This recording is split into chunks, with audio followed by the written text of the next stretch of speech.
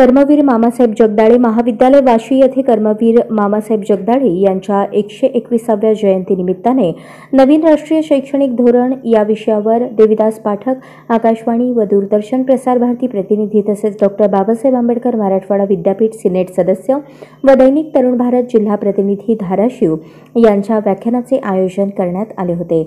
यावेळी कार्यक्रमाचे अध्यक्ष महाविद्यालयाचे प्रभारी प्राचार्य डॉ. बालाजी देवकते, वाशी तालुका ज्येष्ठ नागरिक संघटना सचिव व दैनिक तरुण भारतचे तालुका प्रतिनिधी बळीरामदादा जगताप, वाशी तालुका ज्येष्ठ नागरिक संघाचे अध्यक्ष हारून काझी उपस्थित होते। यावेळी बोलताना देविदास पाठक म्हणाले, कस्तुरीनंदन समितीचा अहवाल केंद्र सरकारने स्वीकारला असून नवीन राष्ट्रीय शैक्षणिक धोरणामध्ये कौशल्य विकासावर भर देण्यात आला आहे।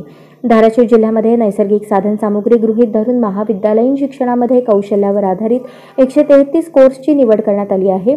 यामध्ये शेतीला पूरक, शेतीची अवजारे दुरुस्ती, शेडनेट उभारणी व दुरुस्ती, मधुमक्षिका पालन, रेशीम उद्योग, साखर कारखान्यासाठी प्रशिक्षित कामगार तयार करणे, कवडाची माळ तयार करणे तसेच दुग्धजन्य पदार्थ, खवा पदार्थ निर्मिती व प्रक्रिया आदींचा कोर्स समावेश येत्या शैक्षणिक वर्षापासून करण्यात येत आहे, असे ते म्हणाले। कार्यक्रमाचे अध्यक्ष महाविद्यालयाचे प्रभारी प्राचार्य डॉ. बालाजी देवकते म्हणाले, सर्वांनाच सरकारी नोकऱ्या मिळणे कठीण झाले आहे, तेव्हा कौशल्यावर आधारित शिक्षण घेऊन रोजगार मिळवावा, असे ते म्हणाले।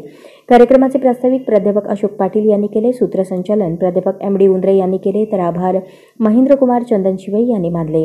कार्यक्रमाला प्राध्यापक वृंद, कर्मचारी, विद्यार्थी विद्यार्थिनी उपस्थित होते।